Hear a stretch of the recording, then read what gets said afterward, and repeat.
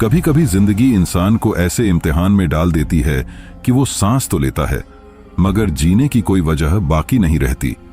यह कहानी है नदीम की। नदीम एक गरीब गांव का नौजवान था जिसकी उम्र करीब 25 साल थी। वो देखने में खूबसूरत, खुश मिजाज और नरम दिल इंसान था। उसकी हरी आंखों में एक अजीब सी गहराई थी और चेहरे पर सादगी का नूर, मगर गरीबी और मुश्किलों ने उसकी जवानी पर वक्त से पहले झुर्रियां डाल दी थीं। नदीम का बचपन यतीमी में गुजरा था। माँ बाप का साया बचपन में ही उठ गया था। घर में सिर्फ एक बड़ी बहन रह गई थी जिसने उसे पाला पोसा। उसने अपनी पूरी जवानी और खुशियां कुर्बान कर दी ताकि भाई को पेट भर खाना और सिर पर छत मिल सके। वो दिन रात लोगों के घरों में काम करती, दूसरों के ताने सुनती, मगर चुपचाप सब सहती रहती। नदीम को हमेशा यह गिला रहता कि उसकी बहन इतने दुख झेलती है और वो उसके लिए कुछ नहीं कर पाता। वक्त बीतता गया, नदीम जवान हुआ, लेकिन हालात नहीं बदले। उसकी बहन दिन ब दिन बीमार होती गई। उसे देखकर नदीम का दिल टूट जाता, मगर वो कुछ नहीं कर सकता था। आखिर एक दिन उसने एक दोस्त से थोड़े पैसे उधार लिए और एक पुरानी रेहड़ी खरीद ली जिस पर सब्जियां बेचने लगा।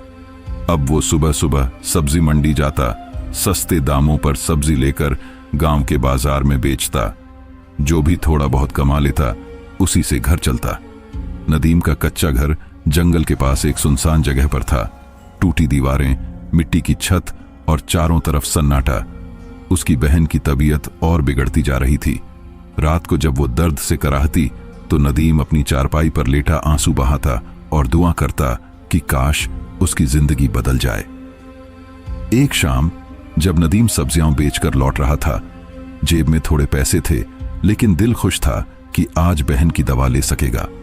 गांव की सुनसान गलियों से गुजरते हुए जब वो पुराने कब्रिस्तान के पास पहुंचा तो अचानक उसे एक हल्की सी रोन की आवाज सुनाई दी। वो ठिठक कर रुक गया। आवाज कब्रिस्तान के कोने से आ रही थी। उसके दिल की धड़कन तेज हो गई। उसने हिम्मत करके झाड़ियों के पीछे झांका और हैरान रह गया। वहां एक लड़की बैठी थी, सफेद कपड़ों में लिपटी हुई, चांदनी जैसी चमकली चेहरा और आंखों में गहरी उदासी। उसके पैर से खून बह रहा था और वो दर्द से कराह रही थी। नदीम ने कांपती आवाज में कहा, बहन, आप कौन हैं? इस वक्त यहां क्या कर रही हैं? लड़की ने धीमी आवाज में जवाब दिया, मेरे पैर में चोट लग गई है, क्या तुम मेरी मदद कर सकते हो? नदीम ने झुककर अपनी जेब से पुराना रूमाल निकाला और उसके जख्म पर बांध दिया।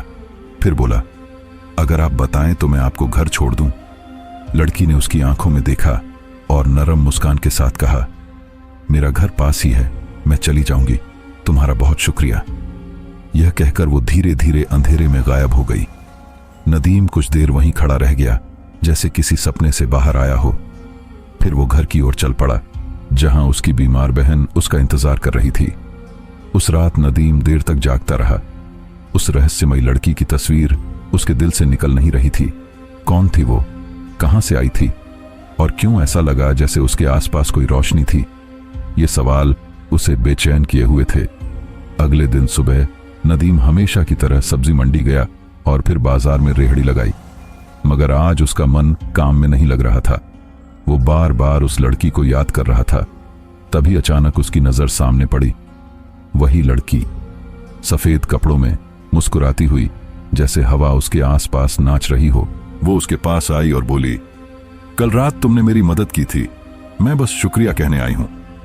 नदीम कुछ कह नहीं सका, बस हल्की मुस्कान दी।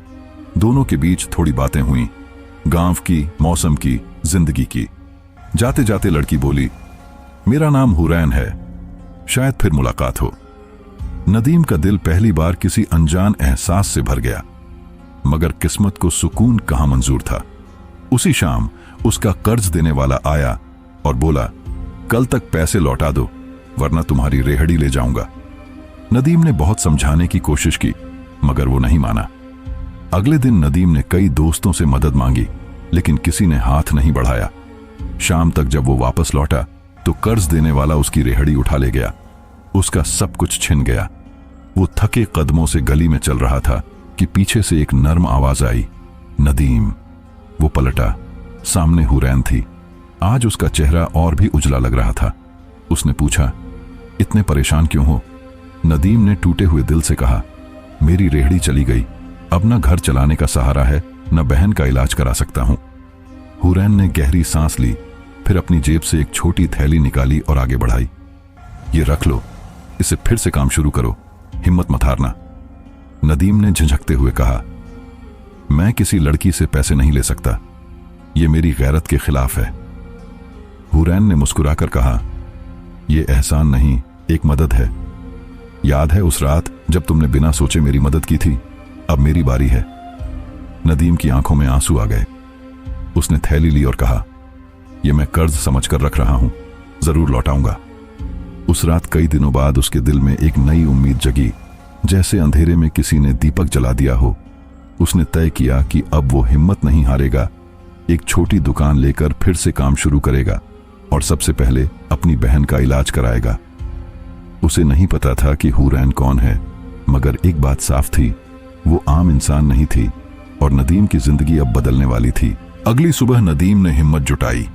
हुरैन की दी हुई थैली से थोड़ा सा पैसा लेकर वह फिर मंडी पहुंच गया, लेकिन इस बार उसके दिल में एक अजीब सा सुकून था, जैसे किस्मत ने उसके लिए कोई नई राह खोल दी हो। उस दिन उसने सब्जियां ज्यादा मात्रा में खरीदी और गांव की मंडी में लगाईं। हैरानी की बात यह थी कि सब्जियां बहुत जल्दी बिक गईं और उसके हाथ में अच्छी खासी कमाई आ गई। घर लौटा तो बहन की हालत और बिगड़ चुकी थी, वह तेज बुखार में जल रही थी। नदीम के दिल पर बिजली सी गिरी। उसने फौरन हकीम को बुलाया और इलाज का इंतजाम किया। हकीम ने दवा देते हुए कहा, नदीम, तुम्हारी बहन को आराम की जरूरत है, फिक्र मत करो, अल्लाह बड़ा कारसाज है। उस रात नदीम देर तक जागता रहा। छोटे से दिए की रोशनी में वह अपनी बहन का चेहरा देखता रहा और सोचता रहा कि अगर हुरैन न मिलती तो आज वो किस हाल में होता। दिल ही दिल में उसने दुआ की, या अल्लाह, ये कौन है जो मेरी मददगार बन गई है? अगर ये तेरी भेजी हुई रहमत है तो मुझे इसकी कदर करने की तौफीक दे। कुछ दिन बीते। नदीम का कारोबार धीरे धीरे संभलने लगा। अब वह रेहड़ी के बजाय छोटे से ठेले पर बैठता था। लोग उसकी नरमी, अच्छे बर्ताव और ईमानदारी से प्रभावित होकर अक्सर उसी से सब्जी खरीदते। गांव के कुछ बुजुर्ग कहा करते, ये लड़का बड़ा नेक है, अल्लाह इसके नसीब खोल देगा। लेकिन नसीब की परीक्षा अभी बाकी थी। एक दिन बाजार में अचानक भीड़ जमा हो गई। नदीम ने देखा सब लोग एक तरफ खड़े हैं। सामने हुरैन थी, लेकिन इस बार उसका चेहरा बहुत गंभीर था। उसके साथ दो अजनबी आदमी थे, शायद पहरेदार। लोग आपस में फुसफुसाने लगे, ये तो किसी अमीर घराने की बेटी लगती है, ये यहां क्या कर रही है? नदीम के दिल पर बोझ सा आ गया। उसने सोचा, अगर ये किसी बड़े घराने से है तो मेरी जैसी गरीब की मदद क्यों कर रही है? उसकी गैरत ने फिर सिर उठा लिया। हुरैन उसके पास आई और धीमे स्वर में बोली, नदीम, मैंने कहा था ना कि हमारी मुलाकात फिर होगी। तुमने मेरा दिया हुआ पैसा सही तरह से इस्तेमाल किया। मुझे खुशी है कि तुमने हिम्मत नहीं हारी। नदीम चुप रहा। दिल में कई सवाल थे, लेकिन जुबान जैसे साथ नहीं दे रही थी। उसी रात उसे एक सपना आया। उसने देखा वह उसी कब्रिस्तान के कोने में खड़ा है जहां पहली बार हुरैन से मिला था। अंधेरे में एक रोशनी फैली और एक नरम सी आवाज आई, नदीम, ये लड़की आम नहीं है, ये तेरी तकदीर का दरवाजा है, लेकिन रास्ता आसान नहीं होगा। नदीम घबराकर उठ बैठा। माथे पर पसीना था। उसने वजू किया और सिजदे में गिरकर रो पड़ा। बोला, या अल्लाह, अगर ये सब तेरी तरफ से है तो मुझे सब्र और हिदायत दे। अगले दिन बाजार में उसे एक और झटका लगा। वही कर्ज देने वाला फिर आ गया। उसने गुस्से में कहा, नदीम, पिछला कर्ज अब तक नहीं चुकाया और तुम कारोबार बढ़ा रहे हो। कल तक पैसे लौटा दो, वरना इस बार तुम्हारी दुकान बंद कर दूंगा। ये नदीम के लिए एक और कठिन इम्तिहान था। उसने न हुरैन से कुछ कहा, न बहन से, बस दिल ही दिल में अल्लाह को पुकारने लगा। रात को जब वह घर लौट रहा था, उसी कब्रिस्तान के पास से गुजरा। अचानक हवा में एक अजीब सी खुशबू फैली और हुरैन सामने आ खड़ी हुई। उसने नदीम के चेहरे की परेशानी देखी और नरमी से बोली, फिर कोई मुसीबत है ना? नदीम की आंखों से आंसू बह निकले।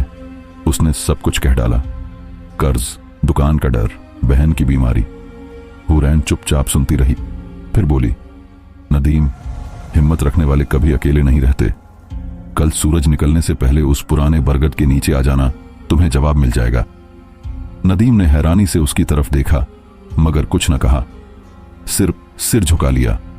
वो रात नदीम की जिंदगी की सबसे लंबी रात थी और अगली सुबह वही थी जब वह उस बरगद के नीचे पहुंचेगा जहां उसकी तकदीर का अगला दरवाजा खुलने वाला था। सुबह की ठंडी हवा गांव की खामोश गलियों में बह रही थी।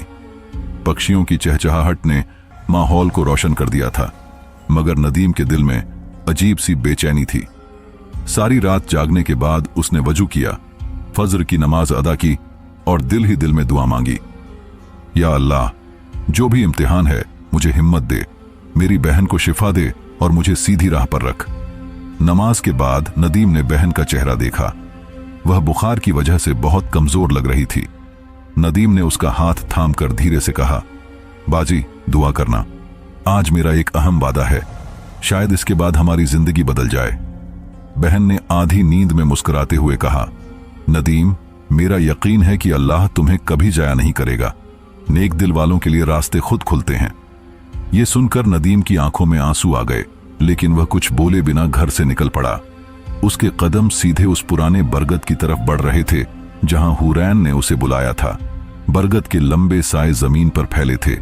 माहौल में एक अजीब सा सुकून था, जैसे वक्त ठहर गया हो। नदीम ने इधर उधर देखा, लेकिन वहां कोई नहीं था। उसने मन ही मन सोचा, क्या यह सब मेरा वहम है? क्या वो लड़की सच में थी या सिर्फ एक ख्वाब? अचानक ठंडी हवा का झोंका चला और उसके सामने हुरैन दिखाई दी। उसने सफेद लिबास पहना हुआ था, चेहरे पर हल्की चमक और आंखों में गहराई थी। नदीम का दिल तेजी से धड़कने लगा।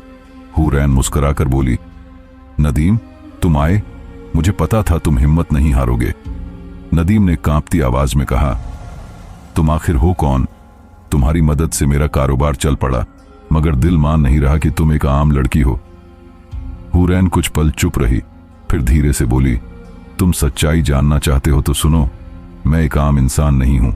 मेरा ताल्लुक उस दुनिया से है जिसे लोग जिन्हों की दुनिया कहते हैं, लेकिन मेरा दिल इंसानों की भलाई के लिए धड़कता है। तुम्हें याद है उस रात कब्रिस्तान में तुमने मेरा जख्म बांधा था? उसी वक्त तुमने एक झंझादी की मदद की थी। नदीम के कदम लड़खड़ा गए। उसने घबराकर कहा, क्या तुम जिन्न हो? हुरैन ने सिर हिलाया, हां नदीम, लेकिन मैं उन जन्नात में से नहीं हूं जो इंसानों को नुकसान पहुंचाते हैं। मेरा कबीला नेक है जो सिर्फ उन लोगों की मदद करता है जिनके दिल सच्चे हों। तुम्हारा सब्र, ईमानदारी और अपनी बहन के लिए कुर्बानी ने मुझे तुम्हारी तरफ खींचा। नदीम की आंखों में हैरानी और डर दोनों थे, लेकिन दिल को एक अनोखा सुकून मिला, जैसे ये राज उसकी बेचैनी का जवाब था। हुरैन ने आगे कहा, नदीम, अब तुम्हारा असली इम्तिहान शुरू होने वाला है। तुम्हारे कर्जदार तुम्हें बर्बाद करना चाहते हैं, लेकिन याद रखना, अगर तुम सब्र और सच्चाई पर डटे रहे तो अल्लाह की मदद जरूर आएगी। नदीम ने बेचैनी से कहा, लेकिन मेरी बहन की बीमारी, उसकी हालत दिन ब दिन बिगड़ रही है, मैं कुछ कर नहीं पा रहा। हुरैन ने उसके हाथ पर हाथ रखकर कहा, तुम्हारी बहन की बीमारी सिर्फ दवा से नहीं, दुआ और सब्र से ठीक होगी। रोज सूरज ढलने के बाद यहां बरगद के नीचे बैठकर सूरह यासीन पढ़ो और अपनी बहन के लिए दुआ करो। अल्लाह के हुक्म से उसकी हालत बेहतर होगी। नदीम की आंखों में आंसू भर आए। अगर ये सब अल्लाह की तरफ से है तो मैं जरूर करूंगा। शाम को जब नदीम बाजार पहुंचा तो कर्जदार के आदमी उसकी दुकान तोड़ने की कोशिश कर रहे थे। लोग इकट्ठे हो गए, मगर नदीम चुप रहा। उसने बस इतना कहा, मेरा सहारा सिर्फ अल्लाह है। यह सुनकर लोग दंग रह गए। कुछ बुजुर्ग आगे आए और नदीम की दुकान बचा ली, लेकिन कर्जदार ने गुस्से में कहा, नदीम, ये खेल ज्यादा दिन नहीं चलेगा, कल देखता हूं तुझे। नदीम डर गया, लेकिन उसे हुरैन की बातें याद थीं, सब्र और दुआ। उसी रात वह बरगद के नीचे बैठा, कांपती जुबान से सूरह यासीन पढ़ी और अपनी बहन के लिए दुआ मांगी। कुछ दिन बाद उसने देखा कि बहन की तबीयत बेहतर होने लगी है। उसके चेहरे पर फिर से रौनक लौट आई थी। नदीम ने शुक्र अदा किया। बहन मुस्कुराकर बोली, नदीम, लगता है कोई हमारे लिए दुआ कर रहा है। नदीम ने जवाब दिया, हां बाजी, अल्लाह की रहमत हमारे साथ है। कुछ दिन बाद हुरैन फिर आई। उसने कहा, तुम्हारी बहन अब ठीक हो रही है, लेकिन तुम्हें अभी एक और इम्तिहान से गुजरना है। जो आदमी तुम्हें सताता है वो सिर्फ लालच का गुलाम है। अगर तुम उसके सामने अल्लाह का कलाम पढ़ोगे तो उसका दिल बदल जाएगा। नदीम हैरान हुआ, क्या वो कुरान की तिलावत से बदल सकता है? हुरैन बोली, अल्लाह का कलाम हर दिल को बदलने की ताकत रखता है, बशर्ते तुम्हारे दिल में भी कोई लालच ना हो। अगले दिन कर्जदार फिर आया और चिल्लाने लगा, नदीम, आज मैं तेरी दुकान भी ले लूंगा और तुझे भी सड़कों पर छोड़ दूंगा। नदीम ने शांत आवाज में कहा, रुको, आज मैं तुम्हें जवाब दूंगा, लेकिन अपने शब्दों से नहीं, अल्लाह के कलाम से। फिर उसने ऊंची आवाज में सूरह रहमान पढ़नी शुरू की। उसकी आवाज कांप रही थी, लेकिन माहौल में एक नूर भर गया। भीड़ खामोश हो गई। कर्जदार का चेहरा पीला पड़ गया, उसकी आंखों से आंसू बह निकले। वह जमीन पर बैठ गया और बोला, नदीम, मुझे माफ कर दो, मैं लालच में अंधा हो गया था। तुम्हारा कर्ज माफ करता हूं और अब कभी तुम्हें तकलीफ नहीं दूंगा। लोग ये देखकर हैरान रह गए। सबने नदीम की सच्चाई और सब्र की तारीफ की। उस रात नदीम ने शुक्राने की नमाज पढ़ी और बहन से कहा, बाजी, अल्लाह ने हमें बचा लिया, कर्ज भी उतर गया और हालात भी सुधरने लगे हैं। बहन की आंखों में आंसू आ गए। नदीम, मैंने हमेशा दुआ की थी कि अल्लाह तुम्हें किसी ऐसे साथी से नवाजे जो तुम्हारा सहारा बने। मुझे लगता है वो साथी आ गया है। नदीम ने चौंक कर पूछा, आपका मतलब? हुरैन? बहन मुस्कुराई और सिर झुका लिया। हाँ नदीम, अगर वो नेक है और अल्लाह की राह पर है तो ये सब उसकी मर्जी से है। नदीम चुप हो गया। उसके दिल में एक अजीब सी रोशनी उतर आई। उसने ठान लिया कि अब वो अपनी जिंदगी को अल्लाह की मर्जी के मुताबिक ढालेगा, चाहे तकदीर में जो भी लिखा हो।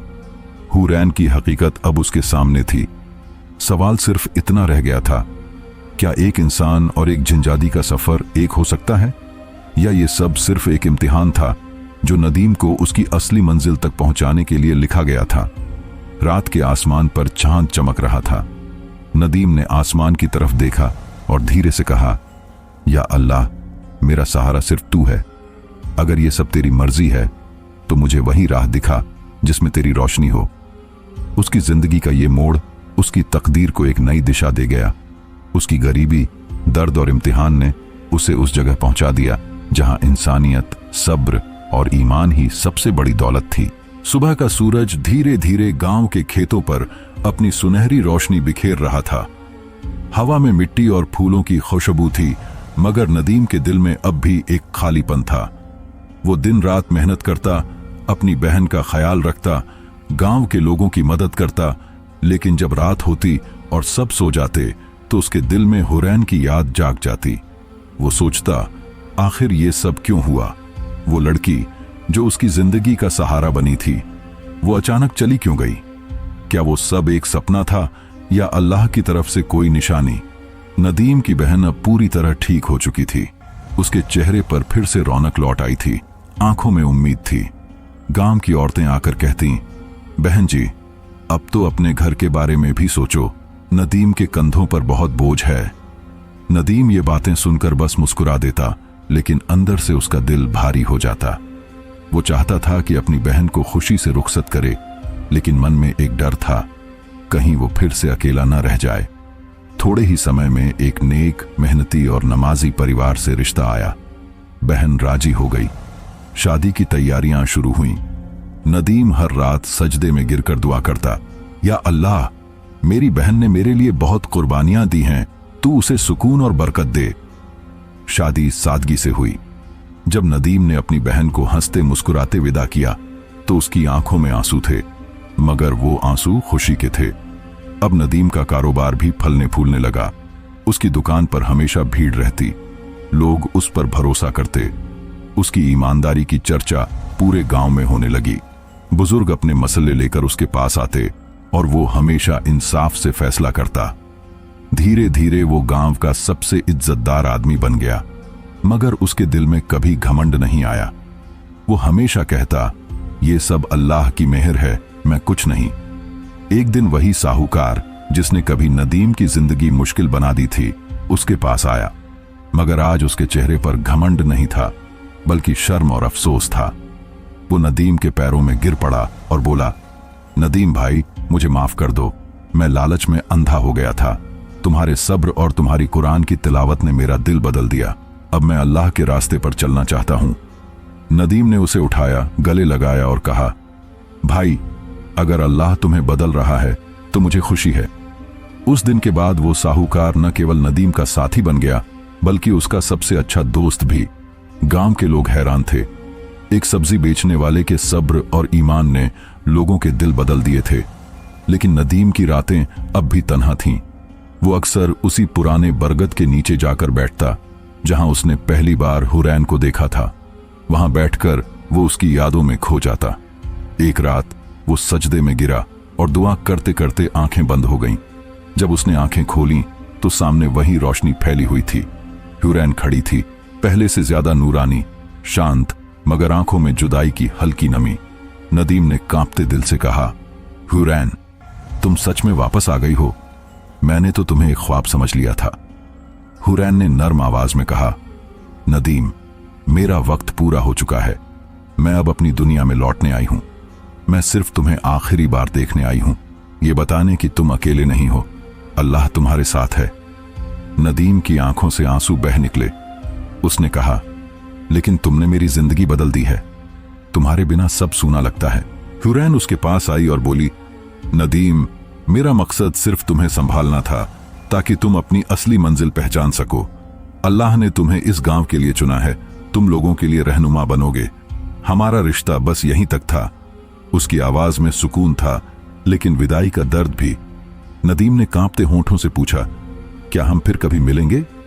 हुरैन ने आसमान की तरफ देखा और मुस्कुराकर बोली, अगर अल्लाह ने चाहा तो उसकी जन्नत में जरूर। ये कहकर उसकी रोशनी आसमान में उठी और धीरे धीरे ओझल हो गई। नदीम देर तक वहीं खड़ा रहा। उसके आंसू जमीन पर गिर रहे थे, मगर दिल में एक अजीब सा सुकून था। उसे लगा जैसे अब वो समझ गया हो कि उसका रास्ता क्या है। वो अकेला नहीं, बल्कि अल्लाह के नूर के साए में है। उसने आसमान की ओर देखा और कहा, या अल्लाह, जिसने मुझे एक जिंजादी के जरिए सब्र और ईमान का रास्ता दिखाया, वही मेरा सहारा है। मैं अब तेरे हुक्म के मुताबिक अपनी जिंदगी गुजारूंगा। साल बीतते गए। नदीम अब सिर्फ सब्जी वाला नहीं रहा, बल्कि गांव का सबसे भरोसेमंद और सम्मानित इंसान बन गया। लोग अपने झगड़े और फैसले लेकर उसके पास आते। उसकी दुआओं और सब्र की मिसालें पूरे इलाके में दी जाने लगीं। उसकी बहन खुशहाल जिंदगी जी रही थी और नदीम का दिल सुकून से भरा हुआ था।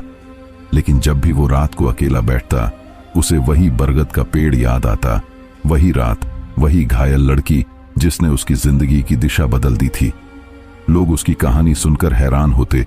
कुछ कहते कि ये सब उसकी कल्पना थी, कुछ कहते कि सच में एक नेक जिनजादी उसकी मदद को आई थी।